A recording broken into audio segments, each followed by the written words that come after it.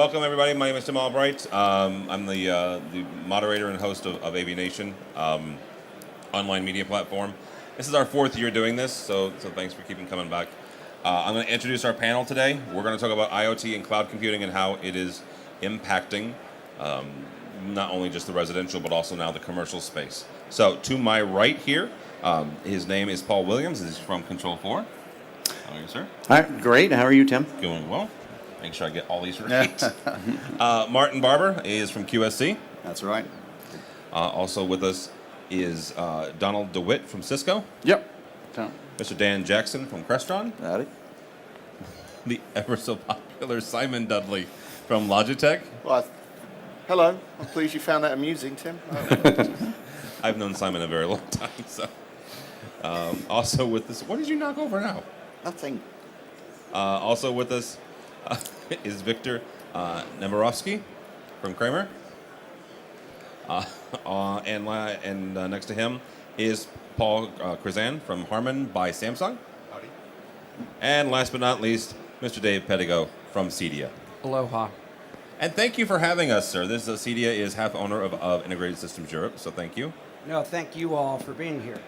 Really. Except for you, Tim. Jeez. So it begins. This is what happens when you invite your friends to panels. All right. Paul, we're going to start with you on this. When it comes to IoT and the predictions, which we just found out, the current IoT state is 20 billion devices. 20.3 billion at the end of the year. 20.3 billion, and we're adding 100 every second? 100 new connected devices every second. Okay. There were some predictions earlier in the decade that were slightly off, but not by much. Paul, when it comes to the IoT and the IoT ecosystem, where do you think we're going to be in the next 2 years by the end of the decade? So obviously it's going to grow. Yeah. We're going to continue to see it grow. We'll also continue to see the road be paved by the victims of IoT. Lots of new entrants will come in. Lots of new entrants will leave. CES is a good example of that. Was just there in January. The first floor of the Sands has that new technology center there. There are IoT devices as far as the eye can see. And that will be the first and last show that many of these companies see. What we're seeing, and I think is true of the IoT world, is that the technologies that actually give value to the consumer are going to continue to be popular. And they're going to grow, and those categories are going to grow. They're typically around thematics, security, lighting, HVAC control, those types of things that are needed in the homes and that customers can relate to. Things like, I was at CES 2 years ago, and there was a tail you could put on the back of your pants that there was an app for it, and it would wag based on your mood. You just select your mood, and it would wag. I'm pretty sure people don't need that. So the technologies that consumers need and want to use in their homes are going to continue to grow. I would expect that number continues to grow at the pace it's at, maybe even a little bit more. Wow. So it's an IoT tail. IoT tail. All right. For no reason. For no reason. Martin, the reason I wanted to invite QSC is because QSC is doing something interesting when it comes to control, and that's their open programming language using Luda. So from your guys' standpoint, where do you see kind of the IoT system going? Well, I think the primary thing is distributed intelligence and bringing products to market that have real value for our customers. And there you go, wagging tail. I think there's no doubt that with the proliferation of these types of connected devices in our consumer world, our home, it's inevitable that's going to get into our world in the commercial install space.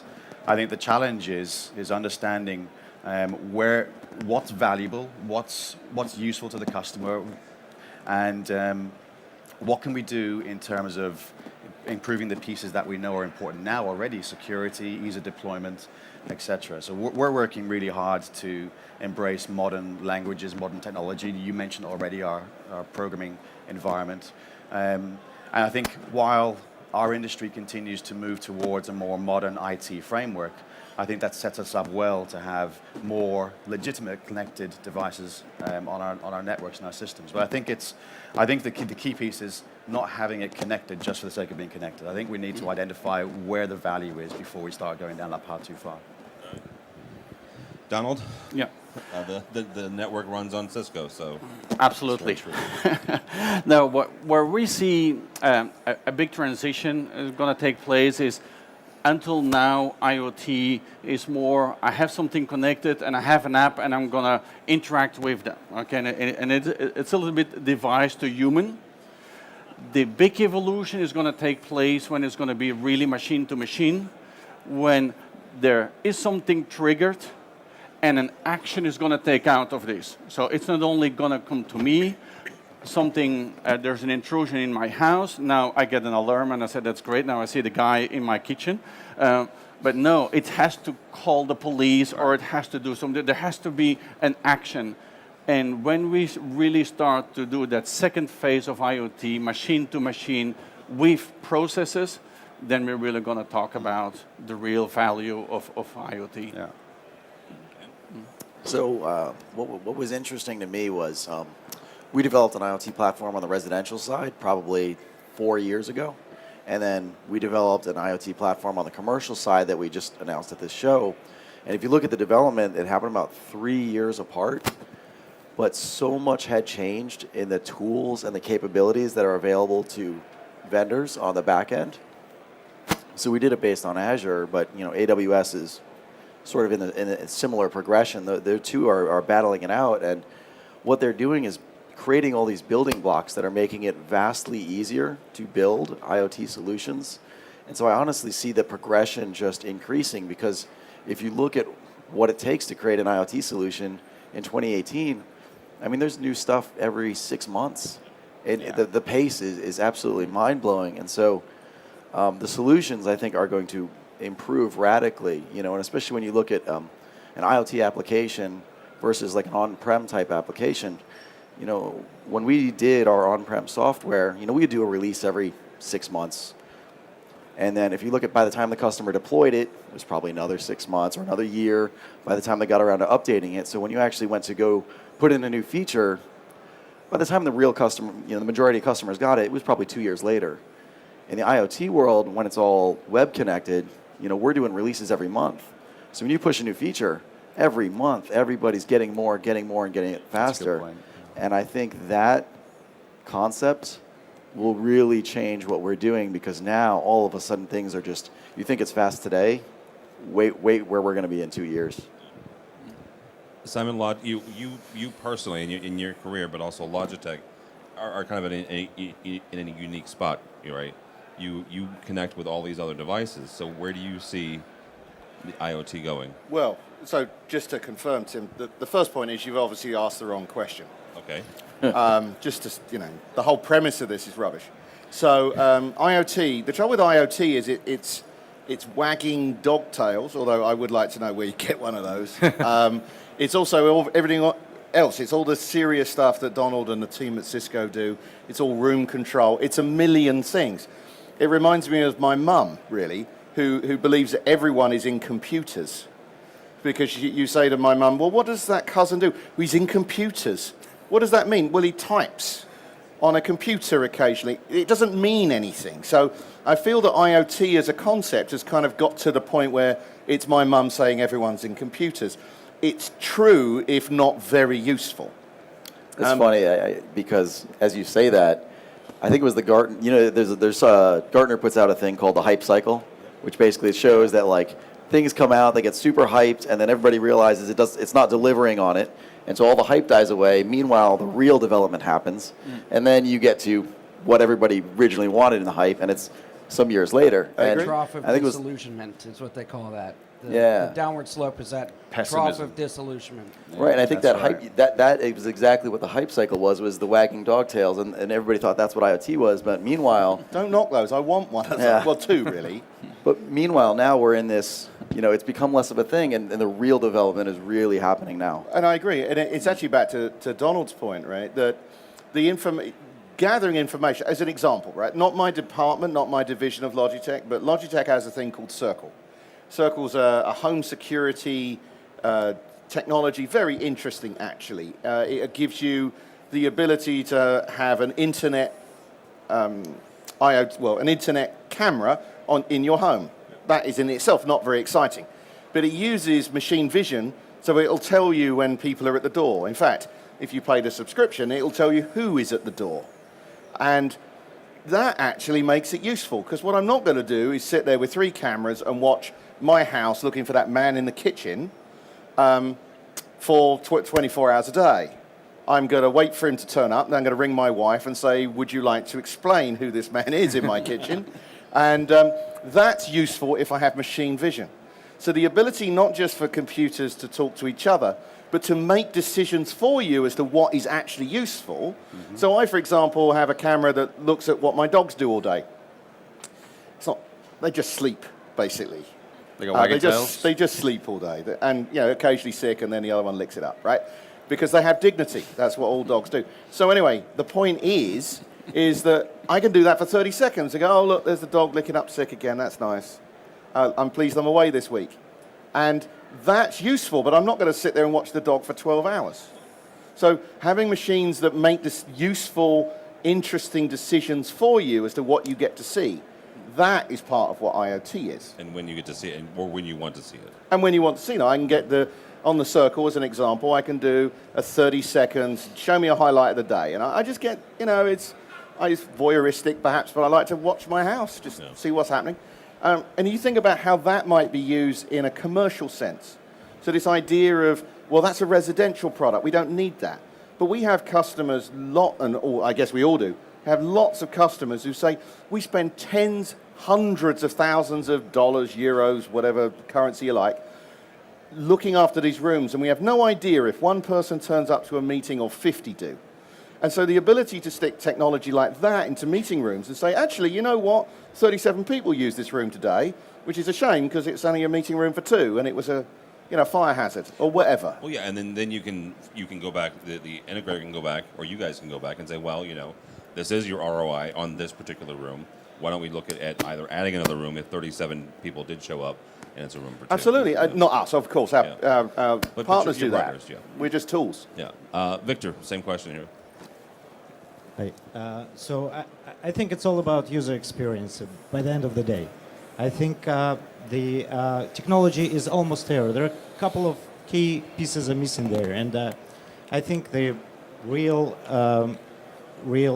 user experience will come with the ability to embed AI into the devices, and this probably will go in a different direction on the commercial market versus residential market. Yeah. Usually residential market, we can see already companies like Apple embedding AI into their chips and allowing face recognition and technologies like that being available for the end users, where in commercial environments, we have more power, more processing power. It's coming from the different sources, but the technologies are not there yet. Yes, we kind of, to your point, we're kind of in this technology curve and the business interest curve, and then they will cross each other, and then technology, from the interest perspective of the public, will go down, everybody will relax, and then the business will pick up and start sales and start moving it forward. So, can I just make a comment on that? One of the things we do with Circle, we have a little bit, and I'm not selling it, by the way, we make them, I don't sell them, but that product has some artificial intelligence built into the camera, and it will do some things for you, motion detection, stuff like that. But if you want faces and you want the more sophisticated stuff, then you send the data off to the cloud. Well, that was going to be my question, is how are you processing that? Most of it's in a big AWS cloud. And what is that called? Cloud computing, right? I mean, that is the essence of what cloud computing is. Sure, yeah, absolutely. What's interesting about that, I'm not allowed to talk about how much it costs, but the cost of that compute has dropped by a factor of 10 in 1 year. And that's really interesting if you're at the scale of that we as Logitech, we sell, we're not selling 100 million or something, it's not worth bothering. But here's the thing, it's not just you selling it, right? We've talked about Azure, we talked about AWS, the fact that they're able to ramp up servers and processing, because if they can sell 1 billion or a trillion, of whatever, of the information, of the processing power, then you're right, the price of processing, the price of data storage is dropping precipitously. Well, and it also becomes interesting then, because the sort of people who are looking at selling home security, right? In the US, obviously, people like ADT have charged you a fortune forever for these things. Well, the big telcos want to get into that game because they already have the connectivity to the home. They want to add value to it, so they want to stick this technology in to those environments. And that all really becomes very interesting. And it's not about data, it's about knowing stuff. And that's where all the machine vision AI stuff comes from. Well, we'll look at the earnings calls for both Amazon and Microsoft lately. What were the big surprises? Major jumps in revenue for Azure and for AWS. It's fast becoming a core component of their business, and prices are dropping because there's real competition there for that space. Well, to be fair though, they could increase their share price by simply announcing cryptocurrency. Well, they it may actually make Amazon profitable. That's true. If those of you who don't know, Amazon's not yet profitable yet. So One day. One day. One day. Paul says because he owns stock. I don't know if he owns stock. Paul, same question to you. And one of the things that makes you guys at HARMAN interesting is that you're leveraging one of these, right? You're leveraging IBM Watson for one of your prototype products. Yeah. Yeah. So, well, I was just going to add to the earlier comments that those of us, especially who've been in the control space, we've been doing, I guess, Internet of Things, depending on how you define it, for decades, right? But I think what we're seeing that's new, and this was alluded to by the other folks, was all the desire to add sensing technology, whether it's cameras, whether it's other sensors, people counting, people detection. But then the challenge becomes you can end up generating a whole lot of data, and all that data ends up in the cloud, and then how do you turn that into some meaningful, something that's meaningful and actionable? And obviously you can do things like look at room utilization reports and things like that, but then if you want to go to the next level and have sort of rich decision making, that's where leveraging AI tools like IBM Watson, like Microsoft Cognitive Services, those kind of pieces really, really help. So it's not even so much that it's the things that matter, it's what we're doing with all the data being generated by the things. So that's a huge thing. I read a report that there is so much data right now from all of you guys that is simply not being used, right? Whether that's at the integrator level, whether that at the end user level, or even the manufacturer level, there's a glut of data that nobody's really mining. And we don't know how to turn it into actions. We could generate data that says you use these conference rooms 6 hours a day. Is that good? Is that bad? Should it be more? Should it be nobody even knows what to do with it. We have it, and that's going to be the real business piece to this. Well, is how do we turn that into something? But then you use this data to personalize the space, right? To make it, when the person enters the room, you sense it's that person's phone, you know who it is, you know what's temperature he prefers, you sense all the environment, and you make those decisions based on AI systems that are there and based on the data that you accumulated over the years of things. So I think the fact that we're already getting this data and putting it in our inventory, I think this data will play a big role, and it will make the AI possible to kickstart it and to start working on these things based on the new technologies that develop right now. I think you make a really good point. I think there is so much data that's not been utilized. And I think part of the issue is that right now it's so new to us, we don't know what we need to know from it. And once you've got that data, how do you do it? What do you get from it? I think there's probably a big curve that we're on right now is trying to define what it is we can use this data for. And only then can we really start to do something useful. Well, I could give you an example of someone who's used big data in an extremely efficient, if rather scary way. Chinese government has now blanketed Beijing as a good example. And the BBC, for those of you who didn't notice this, BBC did an article recently where they put one of their reporters in and they did an experiment with the Chinese government, and they said, how long do you think this guy could stay on the streets of a major city before he's picked up by the police? 7 minutes. He managed 7 minutes before they got him. Just standing there. No, he was walking through the city and with it. It's the Chinese. They got you. There you go. Just for the record, You we're weren't in meant to talk Amsterdam, about that, were not you? in Shanghai. Good God. In 7 minutes they got him. And that was, so they identified him, obviously with AI. Yeah. You could argue that he was a foot taller than everyone else in Beijing. It's not true. He wasn't an English BBC guy. He was a Chinese BBC guy. They got him within 7 minutes. And that included driving a van round to pick him up. Wow. So that's nice. Dave. All right. So the question is, it's like, where are we going to be with IoT by the end of the decade? And Yeah. for me, I think we will start to begin interacting with technology less than before. And I know that sounds counterintuitive. What I mean by this is, so you were talking about machine to machine. Really, most of us refer to it as artificial intelligence. Ultimately, at the end of the day, my friend Peter Alick called it non-biological intelligence, because whether it's artificial or not, it's intelligence.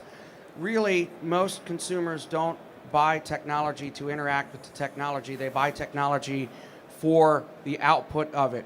So what I'm seeing with the technology where we're going is we're reducing friction in the technological uses to be able to get it to do what we want to do. So if you take Amazon Echo as an example, if I wanted to dim the lights, before it was, okay, well, let me go on my phone, find the app, take my lights, dim it down, or get up and use a switch. Now, much quicker, Alexa, turn the lights off, or do whatever. So as we start to move towards this artificial intelligence, non-biological intelligence, what we're really trying to do is to reduce the friction of the consumer to get the television to perform as we want it to perform, or the lights to perform.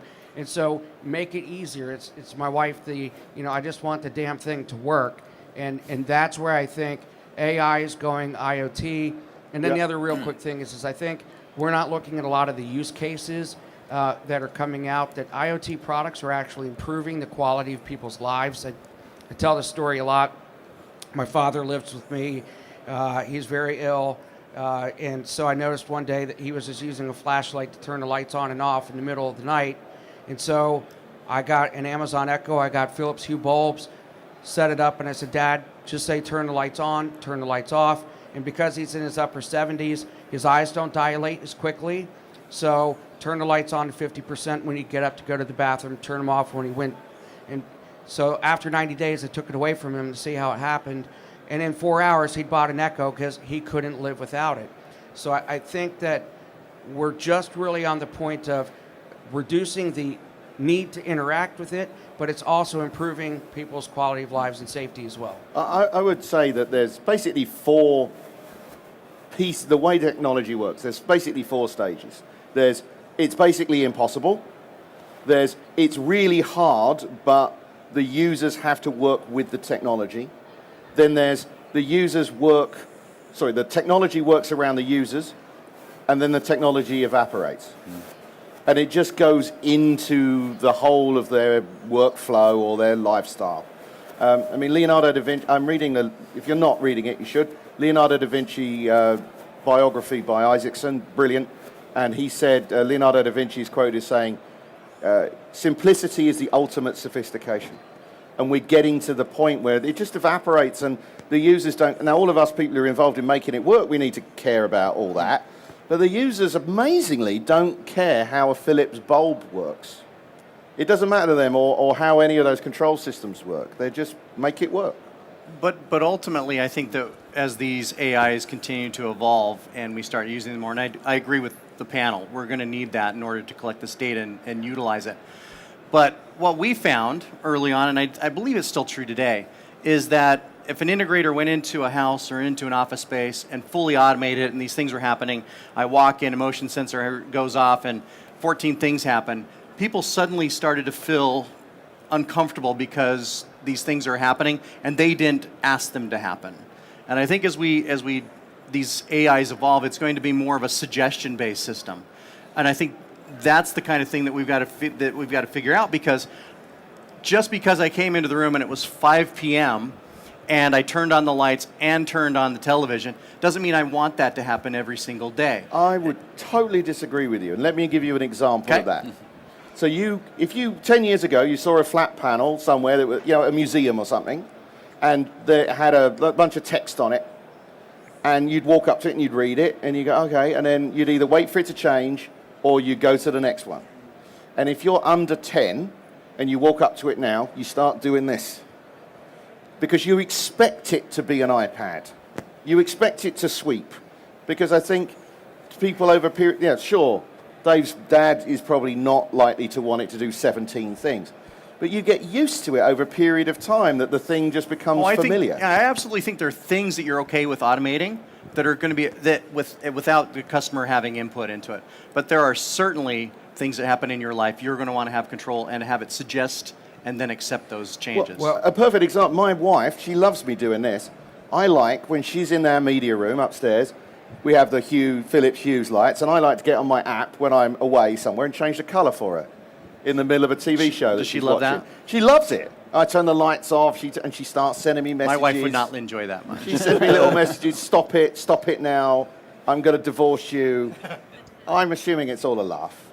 She loves that stuff. Dave. Well, so what I was going to say is you also have to kind of look at your audience. So there are, like the millennials, the term digital natives, which is that they've grown up with the electronic lifestyle. I think it also depends on the design, the person putting the products in. But I agree with you. But so I like to use Nest thermostat as an example of, not that I'm endorsing Nest, but just as an example of when the product first came out. The thought was, it's like if you think of Christmas morning or whatever, you wake up, someone gives you a gift, you use it for a week or two, and then you toss it to the side. And they kind of understood that about thermostats, which is, so all right, I don't really want you to interact with me. Teach me what you like and don't like over the next 5 to 7 days, maybe a little bit longer. And then after that, the house is just going to be comfortable, and you're going to kind of forget about it until it stops working. But so it all comes to the design side of things. I agree with you. The last thing I wanted to do is to be intrusive, and I think especially as the older you get, the more you're worried about your privacy. The younger as you are, the more you're worried about convenience. But so I think there's going to be a middle ground, and the companies that do things well and make it less obtrusive are going to be the ones that are more likely to succeed. But I'll take that.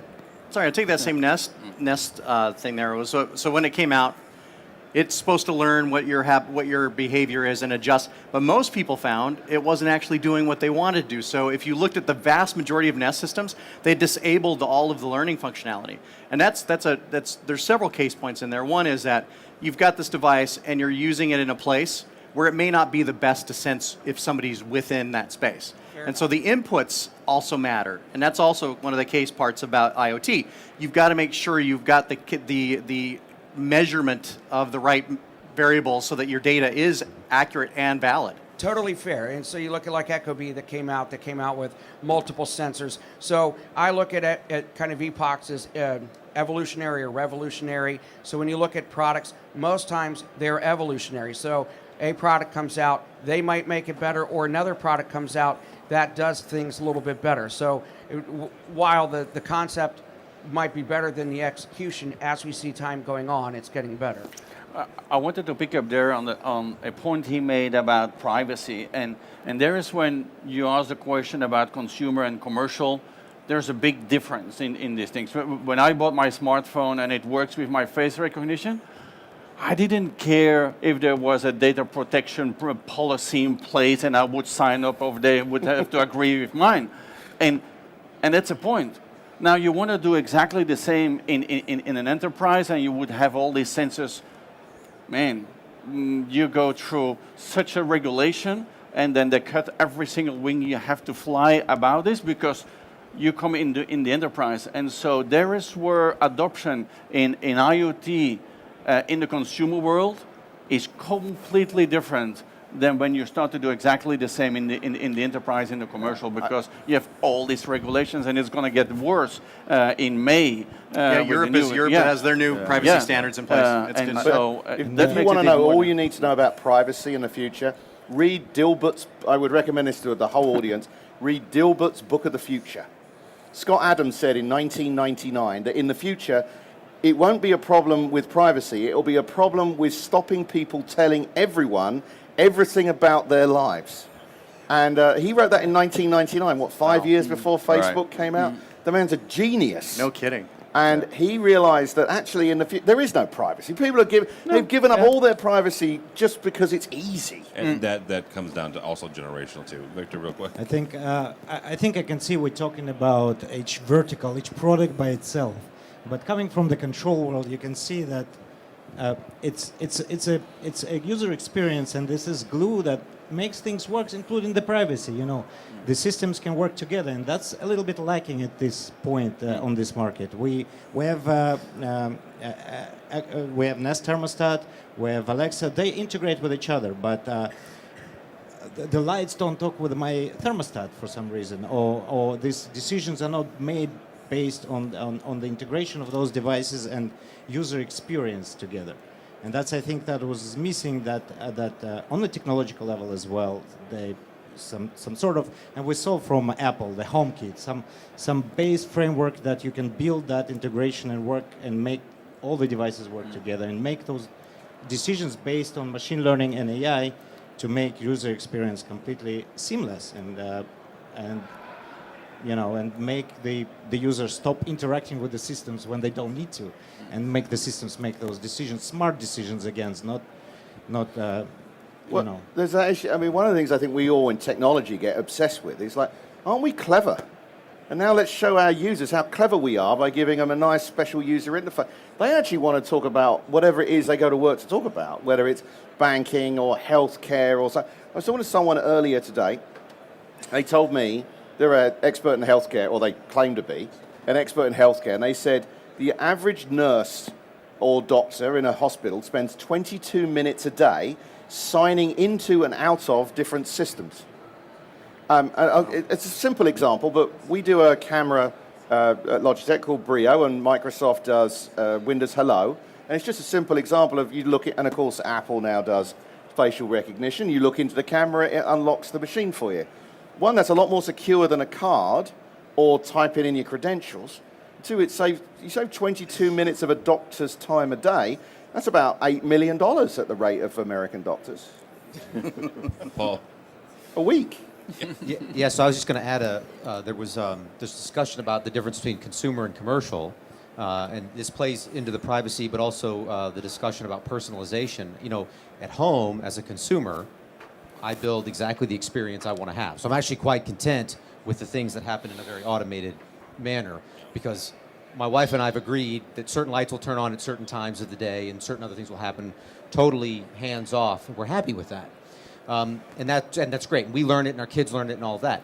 But then when I come into the workspace, my preference for what happens when I go into a particular room may be very different from your preference, may be different from someone else's preference. And so it's also about building an understanding of the person who's in there and what their preferences are and responding to those preferences while also doing it in a manner that protects But privacy. it's also a and the great privacy way of of the working enterprise. out ranking within the organization, because whoever the most senior person in the room is, the room's set, and it's like, well, I walk in the room, and I like a kind of a orange ambiance, and then some other guy walks in, it's like, well, who's more important? Is he more, oh, the lights have changed, he's more important than I am. So it's a good way of knowing where So you'll know where you're at. You'll know Yeah, where you it's a stand. pecking At order least you know thing. where you're at. I would change all the lights to green, and then on the off chance, I was like, oh, I'm the most important guy in the room, which has never happened, even when I'm on my by own. yourself, yeah. Paul Williams, we'll start with you, and then we'll go around here. I want to talk about manufacturing, and Dave, actually, I want to end with you because of your position with CEDIA. What is and what should be manufacturer stance, or what are you guys working on when it comes to IoT and cloud computing? And I'm not asking for, something I have to sign an NDA for. So I'll make you sign it later. And all these people that I'm going to talk to. Yes. From our position, and it's been one of our principles from the very beginning, we like to have this open ecosystem platform. And so we're playing with any and all manufacturers that are willing to integrate with us. And that extends to IoT companies and extends to voice control companies, where they have open APIs that we can consume and bring into our solution. We're happy to do so. We're fairly open to that because we think consumers will ultimately make the choice of what they want to have in their space, whether it's commercial or residential, and we want to give them that choice rather than forcing them down a specific path. And so we've been really open with that, and so we don't think that as a consolidator of technology and Control4 and what we do, we certainly don't think we should be the dictator of what that technology is. And the good ones will rise and the bad ones will fall. Well, really quickly before I get on, is it something where you guys are watching, not to be silly or crass, but consumer reports where it says, brand X, stopped selling, they sold less than 1,000 units last month, So you guys could say, okay, well, stop working on that one. Yeah, we watch that really closely, and to be clear, once it gets traction, we're more engaged on our side, rather than otherwise we'd just be chasing feathers in the IoT wind, right? wagging dog. Every wagging dog tail. So we really watch those closely to understand what are the technologies that are getting consumed. So as we look at IoT devices, what are the categories? Typically, it's not necessarily the manufacturer, but the categories, and then we focus in on that category to make sure that we've got a good solution within what we're doing. On voice control, you have early entrants. We have some later entrants now that we're moving with as well. And we'll continue to watch that space. And voice control is just going to continue to take off as well. You've seen that. Yeah, absolutely. Martin, same question? Yeah, it's an interesting one. For me, it's really exciting that our industry is changing so fast right now. It's no surprise for those of you who've been aware of what QSC is doing. We're moving into we're not moving into, we're unlocking the control and video capabilities of our platform, QSys. And that gives us a great opportunity to do something different. And I think that's really what keeps us motivated at QSC, is the fact that we are doing it in a different way. We're trying to solve the same problems, but doing it differently. We have a different technology to most. And we think that we recognize that there is no single perfect solution for every customer that comes from underneath one roof. And so we agree. I think it's open. It's important that the platform is open enough to be able to integrate with partners and products from various vendors, etc. I think it's important that you can portray and demonstrate value with your piece. So, for example, we make endpoints for various items, and if you use our products to fulfill a particular role in a project, well, then you get the benefit of the fact that it's natively integrated. But we wouldn't and shouldn't dictate that you have to use that. And so this concept of openness is critical, I think, for all of us. And the other piece I think is really interesting is that while a lot of the discussion is great already is about how things are changing in the consumer world, our home lives, and the expectations that we have when we walk home and what the place does for us when we walk in there. I think we have a challenge in figuring out how to adapt that for our industry and how our commercial customers expect from that. And we have challenges. You mentioned security and expectations like that. So we're all faced with, I think, a real challenge of understanding how we can take all the great technology that's proliferating in the consumer world right now, and that's getting our customers excited in their home lives, but how we can translate that to something that's useful, valuable, safe, and appropriate for our installed systems work. Yep. So Donald, he mentioned getting it into the consumer commercial space. Excuse me. About 2 weeks ago, Alexa announced that they started working with businesses in the corporate space. We already talked about this. Yes, Alexa and the Echo is a voice control, but it's also cloud computing, because that device is not processing your voice. It's sending it up to the network. And one of the most fascinating companies that they announced they were working with is a bank, right? Not a company that's unconcerned with security. So from Cisco's standpoint, what should you guys be doing when it comes to this? Well, in fact, first of all, we're working on a similar product as well. Okay. Without going into too much details here. And when will that be ready? That is I'm a journalist at heart, bud. So. But as well, if we look in the evolution of our video collaboration endpoints, okay, you see that we're now going more into a cloud environment, okay, with much more APIs and SDKs, because that is what we want. We see, in fact, our video endpoints as the same way as a smartphone, okay? How much applications that can be built around, how much value the product is going to be. Because at the end, that is IoT. For me, IoT is once you have a product and you're connected to the internet, the product on its own, its value disappears.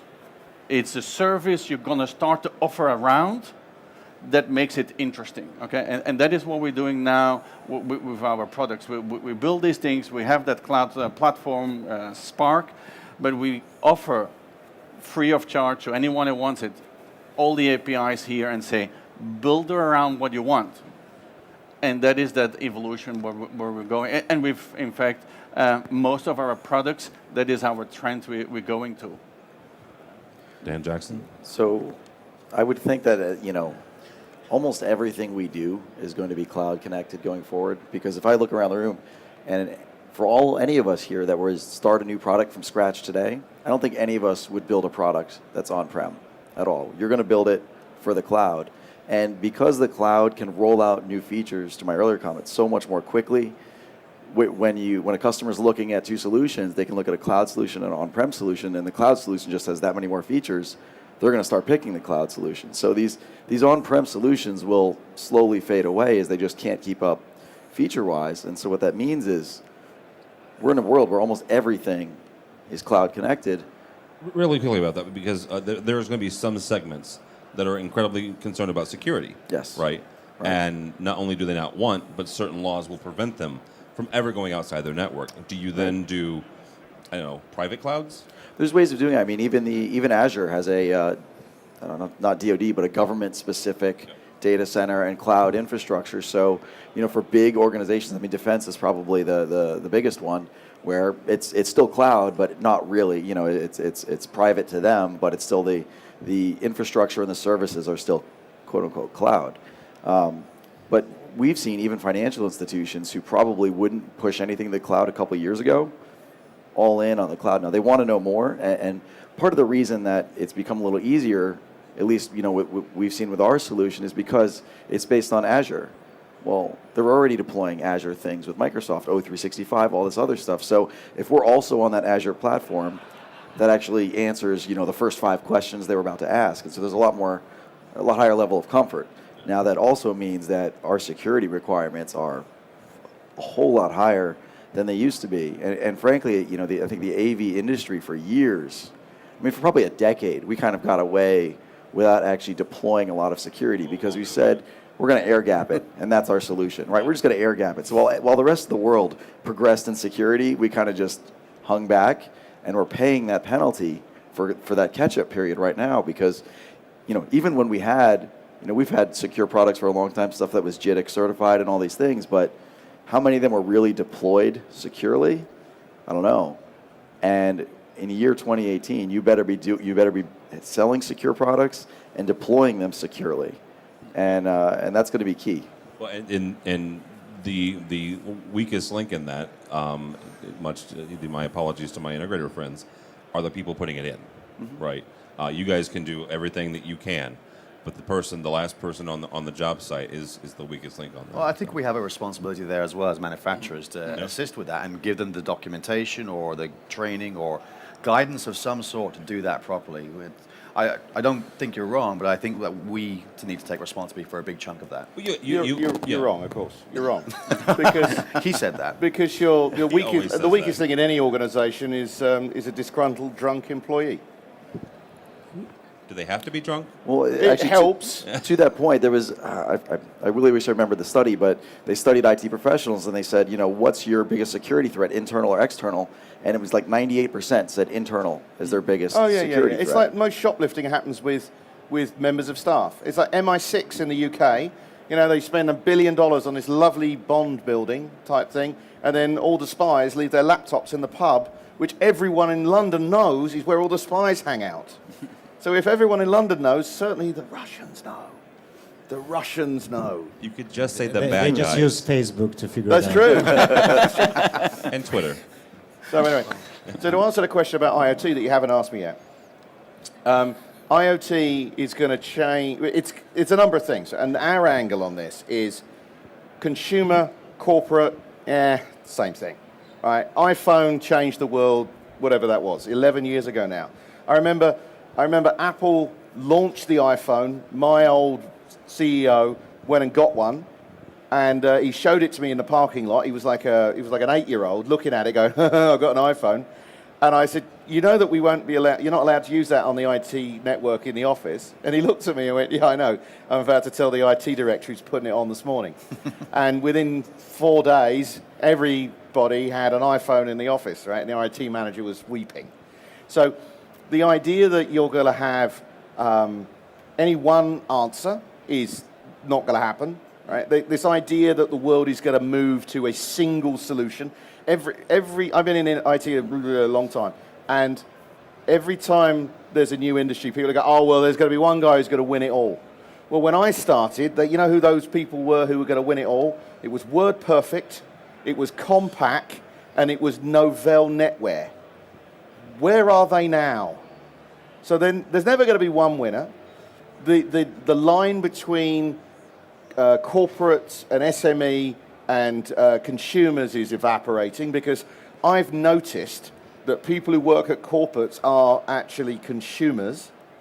And Logitech's position on this is we'll use the nice version. We're the Swiss guys, we're neutral. We don't mind what platform you work with. And that's why we work great with, well, everybody in the video conferencing space. We work great with, you know, Zoom and Blue Jeans and Microsoft and Cisco and everybody else. And in the IoT place, we'll work with whoever does that, if they can ever define what IoT actually is. That's a whole nother discussion, and we don't have time. Victor, what should manufacturers be doing? I think what we should do as manufacturers in a whole, and our company in particular, what we try to do is to deliver the ultimate user experience, and to deliver with the means that we have today. The AI is not there yet. The AI is not on the chip. It's hard to use it on the cloud. It's almost impossible without the Watson, you know, and stuff like that. But we can do a lot by integrating all those devices together. Kramer Maestro, Kramer Control, all these products that we developing are designed to simplify and make users' life easier and make it simple. And I think with the tools that we have, we are making a good progress in that. And looking forward, looking at machine learning, looking at AI, and making all those user experience just excellent. And I think that's the direction we as a manufacturer should take. All right, Paul? To echo some of what was said earlier, we really as manufacturers do need to embrace the cloud for a couple of reasons. There's benefits that you get in the cloud just with all the compute power you have, the artificial intelligence, neural networks, all that's being built, the benefits that you get when you have all that data consolidated in one location. It also sort of forces a security discipline. You've got to be very concerned with security. You've got to make sure your products can work on the cloud securely and also work on users' corporate network. The days are not always the case now where people are saying, well, I'm just going to build a separate AV network, right? We need to develop products that can securely run on the corporate LAN to truly benefit all the integration of the different systems. At the same time, we still encounter a whole lot of end users who say, my life's a lot easier when I don't have to scrutinize your security on all your different tail-wagging IoT devices to make sure it meets my security criteria. So there are some users that are simply saying, I'm glad it's secure. I want that level of security. That gives me peace of mind. I'm still going to operate it separately. And so it's kind of looking at that and sort of trying to balance the benefit. And so sometimes it's a case of saying, well, we'll give you certain benefits if you go to the cloud, and a subset of that benefit if that just doesn't fit your security model. And so we try to balance the two. But you've got to and Microsoft, as Dan mentioned earlier, has really helped a lot. I mean, I think Office 365 has really helped make enterprises comfortable with cloud use. So we're seeing the adoption rate accelerate.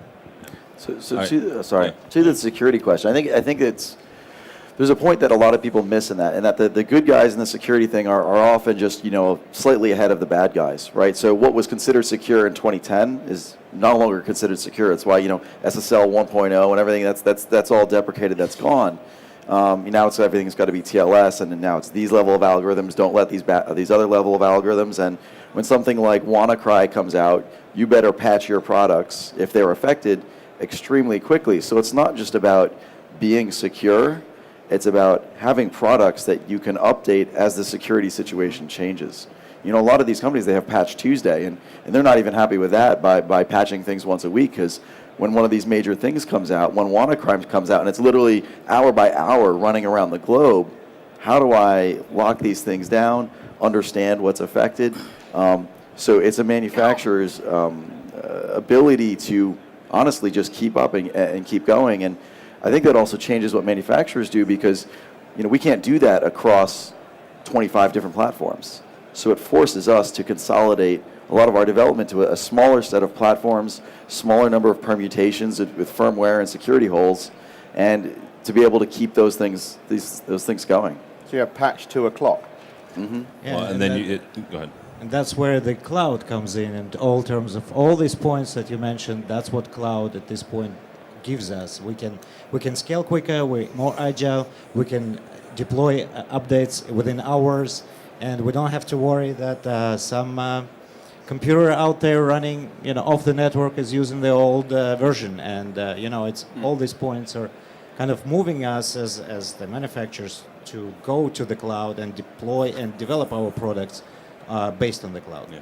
Dave, as we wrap up here, to Martin's point about manufacturers helping, from your standpoint and CEDIA's standpoint with the integrators that you guys are involved with, what can these guys do to help CEDIA and help your members? That's a really difficult question to answer. I think that, the hard part with standards, as an example, is that there's so many to choose from.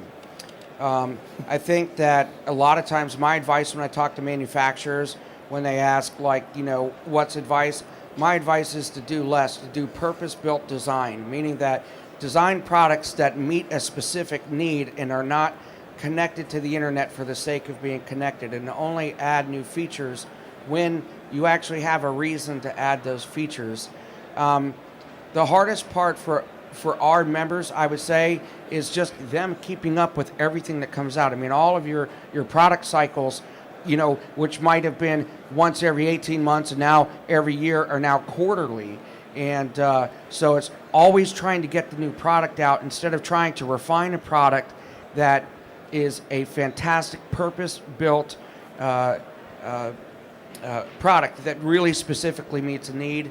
At the end of the day, the other thing I think that manufacturers should do is that they should be meeting with their with the integrators more regularly and trying to find out what their actual pain points are. I know it's easier said than done to fix some of these, but interoperability is still a really gigantic issue. How do we deal with this product here versus this product there? Well, there's all these platforms. Am I using Zigbee, or am I using Z-Wave, or 802.11ah, or whatever? So try to be a little more purpose-driven in what you're doing and putting out. Listen to the integrators. And then the other thing that I always say is, and you are all big, well-established manufacturers. There's a lot of manufacturers that are getting into the connected space, and they think about putting a product out and then security is an afterthought. And I think that all products moving forward need to be designed security first, and then everything else that you're going to do for it goes on top. All right, very good. Does anybody have any questions for these fine gentlemen? Yes, sir. Oh, that's right. Simon has a box to throw you. Oh, Well, I was way over. yeah, That I don't was know more what of a I'm doing. cricket throw. I We want would to not take have you to our missed. rugby team. My sports career was cut desperately short. Try again. Yeah, no, don't try again. No, please don't. No, I really wouldn't do that if I were you. So I'm going to just sketch the picture first. I get a call from Vodafone in New Zealand, and they sit me down in their boardroom, and they say to me, "Look, we really love your VIA product, but we're going to have no Wi-Fi in any building." So I fall off my chair and slowly pick myself back up, and they say, "We really love it because it sort of just works when everything else lets us down. Can we run it on 4G?" And I say, thankfully, yes, we can. How do you guys think as the telcos embrace 5G and unlimited data is going to affect not only IoT, but also AV as a whole? I could start. I could start that. So I was crap at football too. There's a small. It's a little bit of a worry because the US government just turned around the other day and said, 5G, well, we might just keep that for the military. Can't bring myself to say the name, the president said that. Do you think That's do you, not. do you, That's a little bit of an overstatement there. So By him or there me? there was an internal memo that said should you consider using 5G. I guarantee you that's not going to happen. 5G is going to be one of the most disruptive things that we have going for us over the next 5 to 10 years. Although the FCC has done some crazy things, the government is not going to take over 5G. They're not going to take the wireless spectrum. You've already had companies in the auctions getting the white spaces, those kind of things. So, no, I don't think the government is going to take over 5G. It was a little bit of a media overreaction on that side of things. But that being said, the fact that we're going to have the ability to handle millions of handles at the same time with 5 millisecond latency, depending on where you are, up to gig speed, all the way up to even 10 gig speed. I think 5G is something that we all truly have to think about. I think in the home, as an example, we're going to start looking at IoT products that won't even connect to your LAN. It's just going to be directly connected to the internet. And so I'm encouraged that 5G is coming out, but I'm very curious to see where it goes. Most of 5G, in my mind, is actually going to be used in autonomous vehicles. That's where we're going to start using the higher bandwidth, the data going back and forth. But entertainment's the other side of things. Right now, Netflix accounts for 1/3 of all traffic in the U.S. after 5 o'clock in the evening, and so I don't know. I just I don't think the government's going to take it over. I do think the applications are almost limitless. And when you're talking video conferencing, those kind of things, by the time we get to 5G, 3-5 years from now, especially if we're doing 1080p, we're not doing 4K transmissions, it's going to be fantastic. I hope he's right. Genuinely, I hope you're right. If someone just tells Mr. President that his tweets will get out quicker, he'll just open it. All right. Any other questions? It's so depressing. That is depressing, I agree.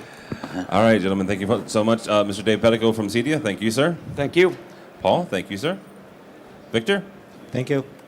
Mr. Dudley, thank you, sir. Thanks for laughing. Always. Dan Jackson, thank you, sir. Donald, thank you. My All pleasure. right. Martin? Thanks for having us. All right, Mr. Paul Williams, thank you, sir. Always a pleasure. All right, guys. Thank you guys so much.